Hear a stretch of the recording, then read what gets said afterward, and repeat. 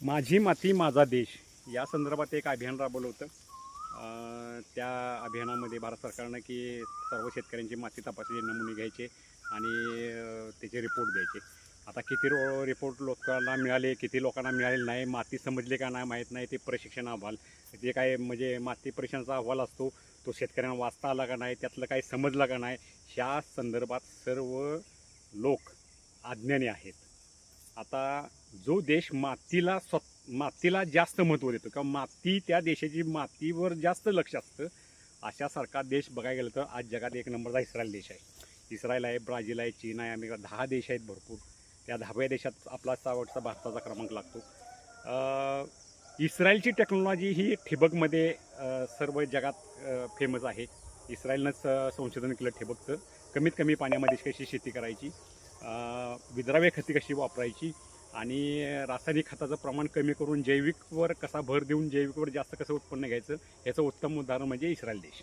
Israel देशाची लोकसंख्या बघितली तरी 1 कोटी आहे आणि महाराष्ट्राचं क्षेत्रफळापेक्षा निम्म्यानं पण त्याचं क्षेत्रफळ नाही. इस्रायल असा देश आहे की तो जगाला फळांची निर्यात करतो, म्हणजे जगाला फळ निर्यात म्हणजे पुरवतो, इतकं ते आहे. तो देश प्रगत आहे. त्याच्यात AI तंत्रज्ञान तो वापरतोच पहिल्यापासून. आत्ताच कुठेतरी भारतानं नुसतं स्वीकारलं AI तंत्रज्ञान. मग ते आता एक 15-20 पिकं घेतलेली आहेत.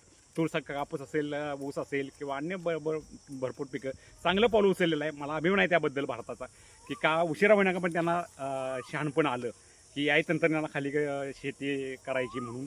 आता ते केंद्र सरकारने त्याला सपोर्ट दिलेला आहे. मला इस्रायलबद्दल का कौतुक वाटतं की इस्रायलचं आज जर उपग्रहामार्फत जर ह्या पानावर जर कीटक बसलेला असला तर तो उपग्रह त्याचं चित्र काढतो, म्हणजे फोटो काढतो. मग ते हाय सेन्सिटिव्हिटीचे कॅमेरे असतात.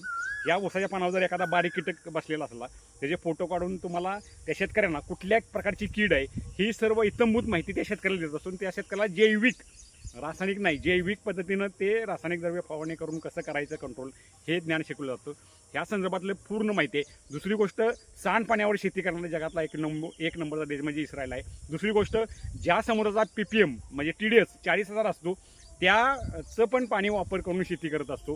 आणि ह्या सर्व गोष्टी जर तो देश करत असेल तर भारतासारखा जर 4,000 मिलीमीटर भारतामध्ये पाऊस पडत असेल किंवा 800 मिलीमीटर पाऊस पडत असेल, 800 मिलीमीटर पाऊस पडत असेल तर तो शेती चांगल्या पद्धतीने केली पाहिजे. व्हिडिओ कसा वाटला शेअर करा, कमेंट करा, फॉलो करा, चॅनलला सबस्क्राईब करा.